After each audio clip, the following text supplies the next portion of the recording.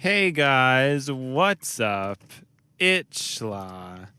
And today I am bringing you a gloomy episode of Car Rides with Schlaw. Why do I say gloomy? Because for some reason, it is mysteriously dark outside. And there is no explanation for that. But it's not actually going to be gloomy. Fridays are never gloomy, although last Friday was gloomy. It's hard to believe that that whole debacle happened last week. I know I'm a broken record, but time really flies. When I finally have my outlet to just run everything down, something to talk to. Now, I'm noticing something's wrong with the mic. It's not really sitting up where it should be, so that recording may have been off, and it may be slipping down in general. So something seems to be different about it. I hope it's not too close, because I have noticed issues with that. I did test out the new recording with the plosive filter on, and it does seem to be better. It still sounded like it could be clipping at certain points, and I'm not really sure how I feel about that, but we're getting there. We're making a lot of progress. This is a lot of progress. And again, the rate at which the progress has been made is the most crucial component. I did look it up, and apparently it is not just a crazy theory of mine. There is real discourse and evidence surrounding diminishing your S and other syllabus sounds while speaking. People do it, and it's true. My theory was very accurate because microphones are sensitive to certain... I don't know what it's doing. I don't know what happened to it, but it's just not sitting very securely on my face. I guess we'll just have to let it go, but I'm really worried it's going to be messing up now or clipping or something. But it's not a bunch of baloney. There is very much truth to it. It's a little overwhelming. It's a bit of a complicated thing to pursue, and there's a good amount of pressure as well.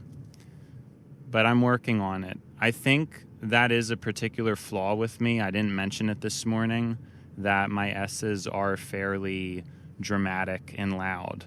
I think I've always noticed that, and I don't think that is a new thing. But I think it's tricky because I feel like I almost have to speak muted, and I'm not used to that. I like to have the freedom to just really speak. But yeah, I mean, this is what it is. I have to learn this because if I'm going to be speaking, this is something we have to get to. And I hope eventually I'll be able to still be raw about things and not have to be careful once I just get the hang of the S's, but it's tricky. S's I know I'm usually harsh with, and so it's hard to really figure this out. But we're working on it. You know, I guess it does really set the tone, though, having things so gloomy. Because I'm not really feeling too energized, although I'm also feeling fairly critical. So I haven't really felt very... I just let this motorcycle pass me because I could tell he was a speed demon, and that's okay. He can have it. I do think, though, there is a balance to things. I mean, I may not be able to fix my S's because some of it has to do with your mouth and lips and teeth and all that stuff. I could be talking about this too, and people could be thinking, I don't even notice your S's. So I don't know if I'm just very particular about it, but I do want perfection and I do want optimization. So that's another trick, is some people purposely make their S's sound like Z's. It's just difficult because you have to mute your voice, but you have to mute it just for one syllable. And it's very difficult to do that. Okay. Now, What was I going to talk about today? Let's ease up a little bit. I was going to speak on a pet peeve of mine. So there's this saying that a lot of people have told me, I don't care about myself, but I care about other people. A lot of people have said this to me, and it's not true. It's not a true statement. Just right out the gate. I don't agree with it in any way, shape, or form. It's just wrong. You can't care about someone else until you've cared about yourself. And I think every person who's told me that, it has turned out to be true. Like, I think my perspective is vindicated. Now, I suppose it's possible that there are some people out there who may think otherwise. And they may actually be true believers in this other people matter, but I don't thing. But I am going to lay out for you why I believe it's impossible, and it's basically a coping statement. Now, first of all, I want to put on record that I have this idea for Plaintes by Schlaw, or Schlaw. Plaintes by Schlaw. That was my idea. Plaintes by Schlaw. Because it's like complaints, but it's Plaintes by Schlaw because I kind of like to put a little spin on things. I'm not sure exactly what I was going to call it, but it could be shorts or something of just me talking very quickly complaints that I have about various different pet peeves of mine, things that I think don't make sense. And this would be an example. So that's just, I guess, why I'm mentioning it, because I had that idea today. Now, what is the complaint? Because I'm sure there could even be listeners agreeing and saying, like, well, I am one of those people. I do care about other people more than myself, and you can't tell me otherwise. So here's the thing, and I think this is a whole other topic for a whole other long-winded video. It's actually good because I put all my ideas down in these videos, and then it ends up helping because nobody even watches these videos, so nobody's going to steal them, right? But for me, when I re-listen to them, I can remember, oh yeah, I thought of that. Oh yeah, I said that. Oh yeah, I should do that for a video, right? So it's good for me to get my ideas down. A lot of people have a very, very difficult time understanding what it means to have an indirect consequence for something. A lot of people can easily comprehend if I punch someone, I hurt them. That is very easy for humans to understand. It seems like without fail, I think every single person I've talked to, except for a very small amount, understand that that isn't the sorry, this person just had their hazard lights on and I had to go around them. It was weird. A very small, I'm worried about, because the mic is so close to my mouth but hey, maybe it's for a reason. I just really hope the recording's not messed up. So people have told me, direct and indirect. A lot of people can comprehend very easily this idea of, obviously somebody shouldn't punch somebody. That's not good. That's direct negativity being done towards another person. And I think everybody agrees that that's bad. But a lot of people seem to have this idea that if somebody hurts themselves, that is okay because they're not causing harm to another person.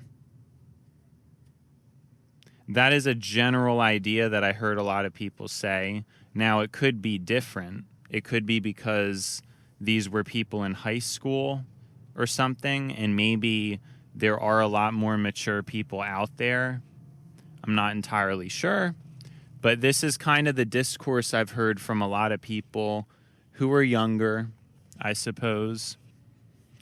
But I still think a lot of people believe it. A lot of people believe this idea that oh, people can do drugs, people can hurt themselves because it's okay, because as long as it doesn't hurt anybody else, somebody should have the freedom to do it. And what's nice about this perspective is it's very socially compatible. It's not controversial. It should be controversial, and I'm going to explain why. It's not controversial, and it just makes you seem like a really dynamic, go with the flow, chill kind of person. And it really suits the modern kind of era, I think, a lot. But is it actually accurate? Is it actually chill? And is it actually good in any way, shape, or form? No. When it comes to health, it's very important to realize that one person being unhealthy does directly hurt themselves, but it indirectly hurts everybody. Absolutely it does. Because you have to think, and this is what's hard for people. It's hard for people to think this far. Like I said, it's easy for people to see, oh, a human hits a human, that hurts, that's not good.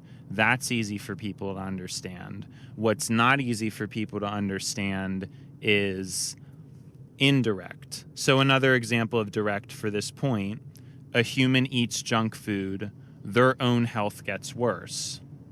That's direct. People understand that. Here's where it gets tricky. So you as a person, very much direct, you do end up affecting every single person you come in contact with. So just because you think you can harm yourself and there should be the freedom and lack of judgment to do that, think about the compounding effects. So if you go to work, for example, and you're around your coworkers, you not taking care of your health inevitably is going to make your mood worse. And inevitably, if a human is around another human who's in a bad mood, most likely it wears on their mood too. Now, of course, this is not always the case. Some people are just a lot more positive and are naturally very good at staying positive even when other people are negative. But for the most part, if you're in a group of people who are negative, it's going to rub off on you. This is very well understood and documented. So even if you're in a school and you're in classes with other people, what's going to happen if all the other people in your class are tired, lazy, complaining because they don't eat well, they don't sleep well? Think about how high school is, really, because that's how it was for me. And in some ways I was a part of it because my diet was not good back then. And my sleep was probably better than a lot of people's for certain periods of time, but I obviously did some craziness with sleep. And so these things do end up affecting a lot of people. Now, it's indirect because it's difficult to think about it, but it is absolutely still a very present and negative detriment to society as a whole, and therefore other people. So hurting yourself always ends up hurting other people. Always. It just does. There's no way around it. I even think, to tie this into something even deeper, it kind of explains Hinduism and the belief that God is in all and God is in everything. I don't know if it's Hinduism exactly, but some of those, I don't know how to describe it. But I feel like it's Hinduism where it's, God is in everything. It actually makes a lot of sense because it doesn't, the idea that there is individuality is just directly incorrect. It does not exist because anything an individual does, even on an individual's basis, inevitably affects the collective. So the collective is the only truth. Now, a lot of people are very blind to that. They don't believe it. They think it's like kind of an opinion. It's not an opinion. Now, of course, there's ways, because of course, always when I make these proclamations, I try to think of the potential counter arguments of what could make this not true. And I guess it could be, ignorance could make it true that individuality is real, but that doesn't make it actually real, intangible, objective reality. I still don't think it's real. I'm trying to think of how to break this, because I'm starting to use a lot of big words. I'm starting to get a little carried away. Everything is universal. You making a bad choice does subtly negatively affect other people. And when you have compounding things like that, it's not good. So for the people who think that, they're just wrong. And this idea that freedom is this thing that, as long as you're doing your own thing, as long as it doesn't affect me, it's fine. A lot of people who say that don't even realize it is affecting them. And it is very real. It's super real what is going on. I think a more tangible example of this is health insurance, and really any insurance for that matter. It's a group paid thing. So if you have, let's say, America as a whole, and everybody pays for health insurance, if a bunch of people are unhealthy and needing to go to the hospital as a result of things that were easily preventable just with regular exercise, good eating, etc., then health insurance is going to go up because it costs a lot. So it is very costly to have people in society living unhealthily. It is very costly and directly detrimental to everybody around them. But again, nobody wants to talk about this because it's judgment. It comes off as mean, but it's really not. Like, I'm actually, in this conversation, in this tone, is very caring. It's true care. It's what care and love is really about, is the awareness of what you can really do to help other people. And something you can do is be healthy yourself and be good yourself. Be a light that you want to see in the world, to shine and have that light come from you and radiate to other people. It's very real. And this idea that we're all individuals doing our own thing is just not true. When you don't sleep right, when you don't eat healthy, your hormones are completely off. It makes it so, it causes just tons of problems. It causes irritability. It causes you to be less patient. And everybody loses their patience eventually, but even people with low patience, if they got good sleep, it would improve it a lot. Now, there's people who don't even believe any of this stuff. Some people just think diet doesn't really make that much of a difference. Sleep doesn't make that much of a difference. Care doesn't make that much of a difference. A lot of people try to delude themselves into thinking that, and it's not true. It is important to take care of yourself. And so I say this message because it's a message that is not being said very clearly at all. And I don't think it's people's fault entirely. I think we're in a society, specifically America, that I've said before, is oriented towards exploiting people. It is directly constructed towards exploiting people. And there is not much government to regulate things to make it so that people can't be exploited. And that really is the primary issue, I think. I think government should be a good thing. It should help people, guide people. Now, a lot of people might not like that. They think of it as the nanny state. But there are certain things that should be regulated. I don't think the government needs to be overbearing in terms of telling you what to do that much. But there's certain things that should be regulated. Like I said, things like the lottery shouldn't be legal. There's just no reason for it. You could probably make the argument that gambling in general shouldn't really be legal. But that's a complicated issue. I'm not going to act like I have the the correct answer for these things because my mindset could change as time goes on. But I think moderate rules are important.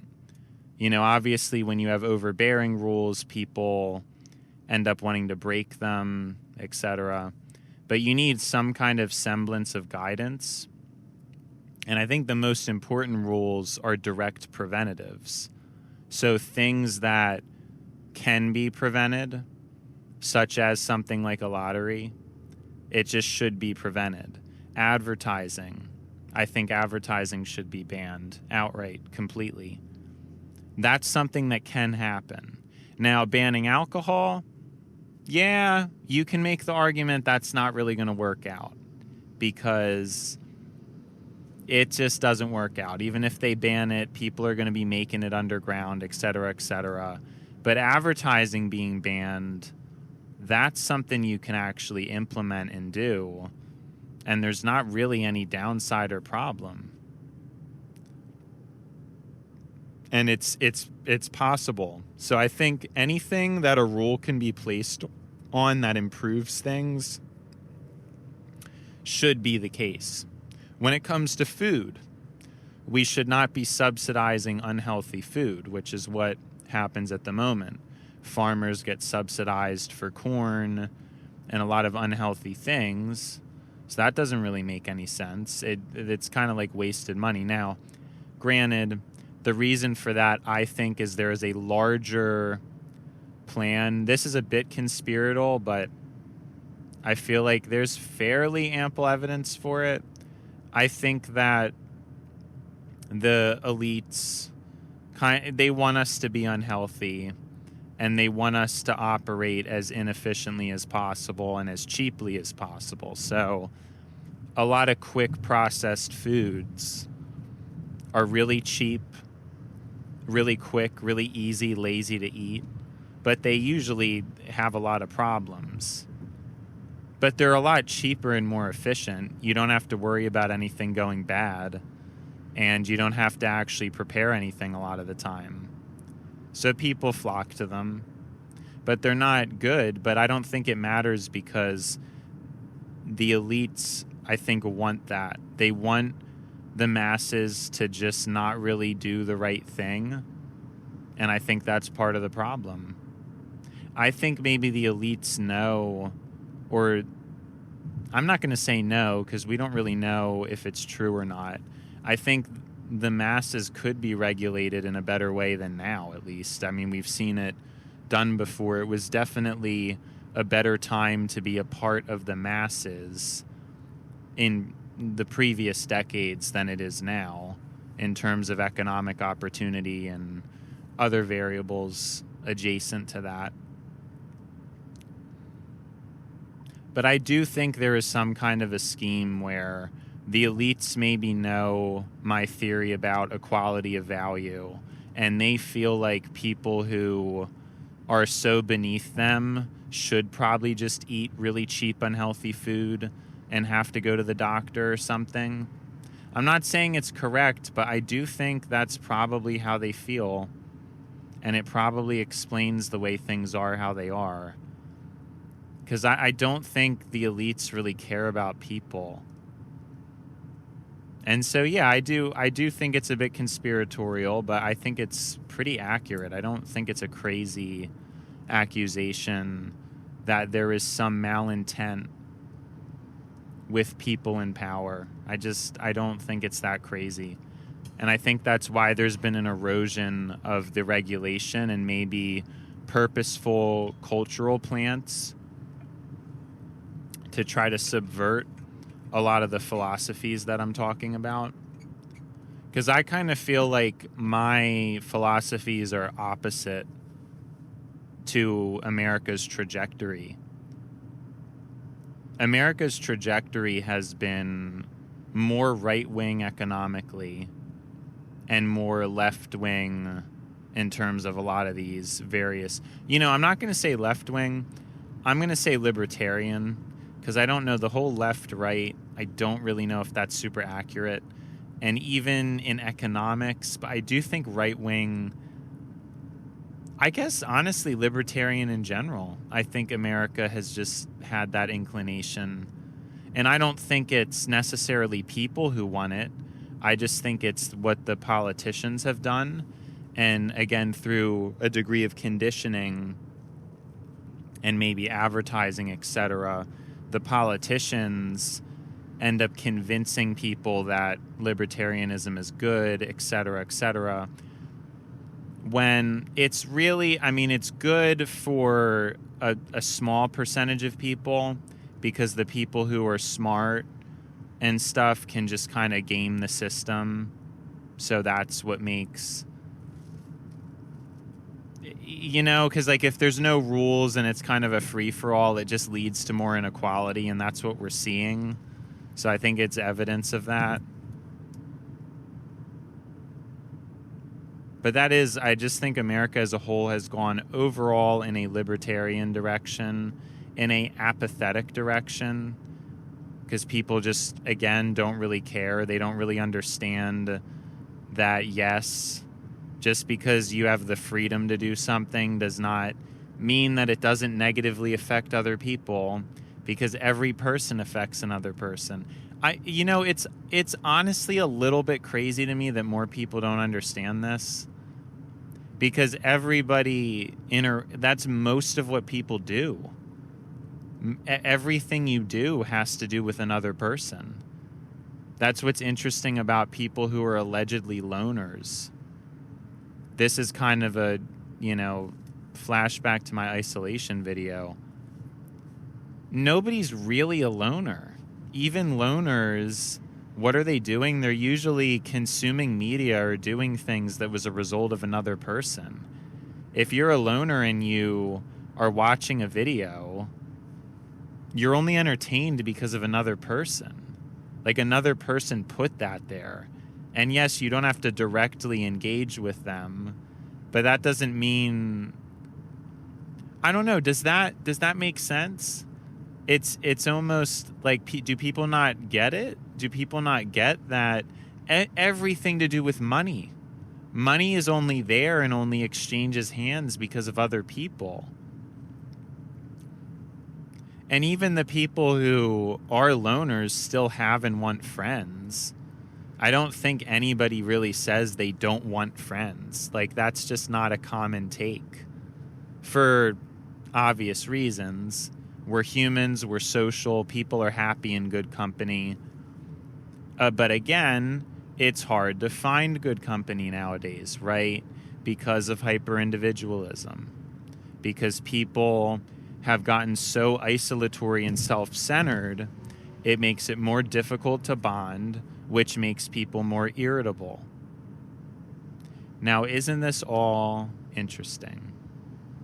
I don't know why it's really that hard for people to see, because I don't know. I feel like it doesn't even take that long to explain it.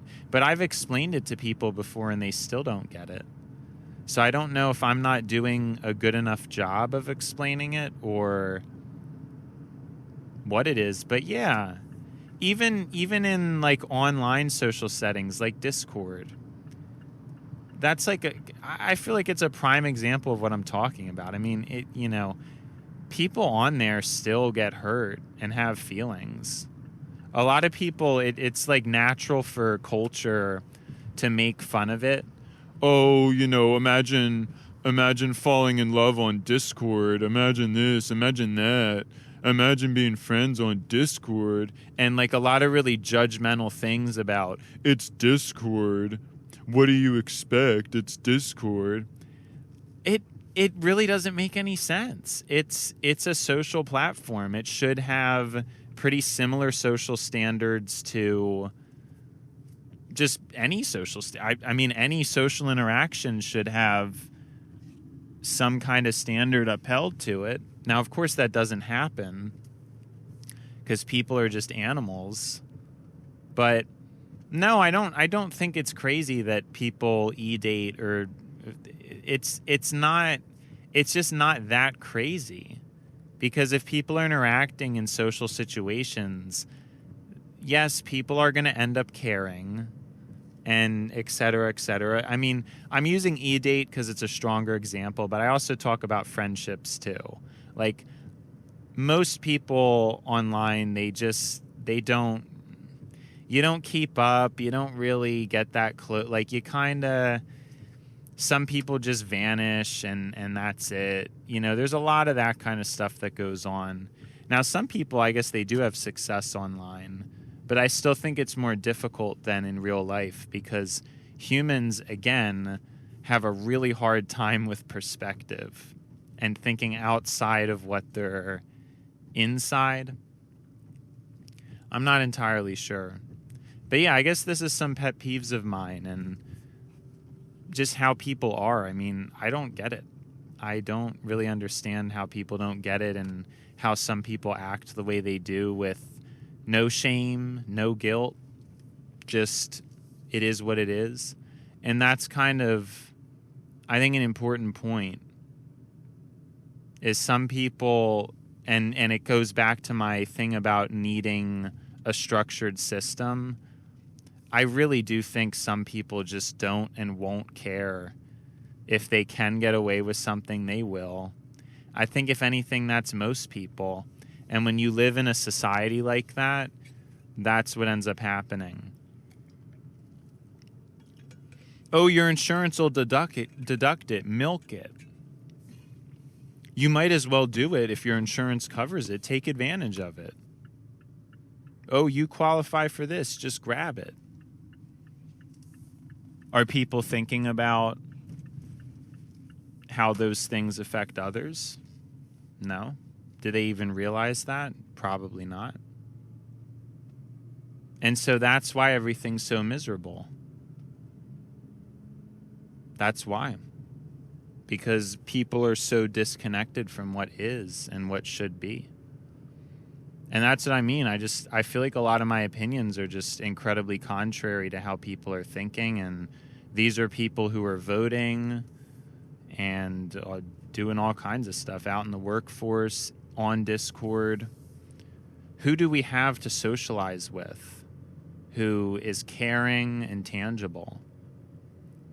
And it's still a reason why I started this, because I'm hoping that by making videos and documenting them, some of them are deep like this, others more just goofy, because I'm a pretty dynamic person. I'm hoping that I can create kind of a permanent person who's like there. I don't know how else to explain it. Everything's raw. Everything's a little bit rough. It's how you would actually have a conversation with someone. I think that's important. I think some people are going to find this and like it because there's so much content. It's good. I mean, an hour a day, you could easily have a friend that you talk an hour a day to. But the problem is nobody's that consistent. Nobody is nowadays. I have been for people, but they have not reciprocated, and that's been frustrating, but I kind of understand now that that is just the nature of things, and I just don't think people can do it. I think people are just very flaky and very confused, and they don't really understand a lot of the stuff that I talk about. Well, that's actually not what I mean. It's not the stuff I talk. I didn't mean they don't understand me, so that's the problem. They don't understand the stuff I talk about, as in they don't understand a lot of etiquette related things and what the problems are, what to do to fix. I mean, most people just don't even think that far. So I don't know, but that is kind of my intention. But I have been there. I've been really rock solid consistent for people. But I shouldn't say everybody I know, but really 99% of people, 90. I mean, if you know me and you're listening to this, you probably know who you are, who I'm talking about, who has been consistent. But most people have not. They just haven't. And I don't know if it's through a fault of their own or not. Because, again, I think a lot of these issues are systemic. They're not really people's fault. I don't know how much it's people's fault. I don't know how much I subscribe to that. I mean, it is, but some people just can't handle the atmosphere. And so what can you do then? I mean, is it really their fault? I don't know. But that's what I hope. Now, that was kind of the original intention, and I think it's a sub-intention, but then now it's kind of turned into a diary. And I think I've said this before, where at this point, I'm trying to think less about the views and just more about I'm getting my thoughts out there. And I do think, especially once the history develops with this show, it's the power is going to be in the history. The power is going to be when it's episode 100 something and somebody sees it and sees how consistent I've been. And they're like, wow, this is crazy. I have 50 hours of a backlog to get through about this guy.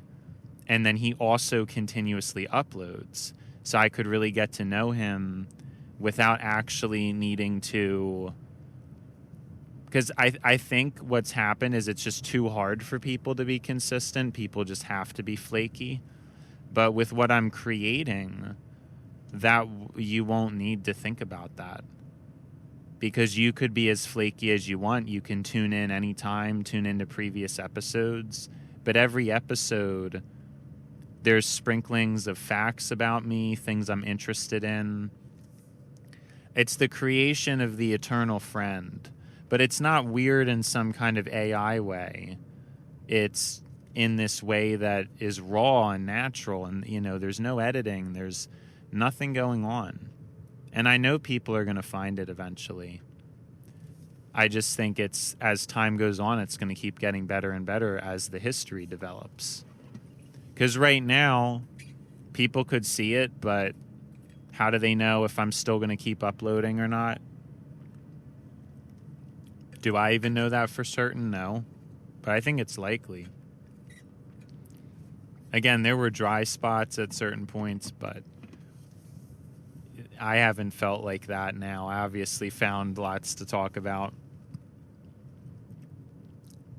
I think it's cool, though. I do think it's totally... Pat, you guys are going to... It's redundant. We need new content. You can't keep patting yourself on the back. We want new content. That's what everybody's saying. We want new content. But it's real. And I don't know. I mean, there's a lot of people that are going to be turned off by the things I say, too. But I think deep down, this is what people need. Somebody who cares and somebody who is here, present, not flaky, very consistent. And I mean, hey, at some point, is it going to be more than 2 hours? More than 1 hour a day? It's possible. I'm hindered by the fact that I work. But again, I wouldn't be shocked if I'm able to do this full time someday. And that would be super cool. I think I would be able to help more people than I do at my job. I'm not saying I want to escape the 9 to 5 for lazy reasons or for, I don't even know, to retire. No, I want to work a lot. I want to record. I want to make a lot of content. I want to be healthy. I want to live a long life.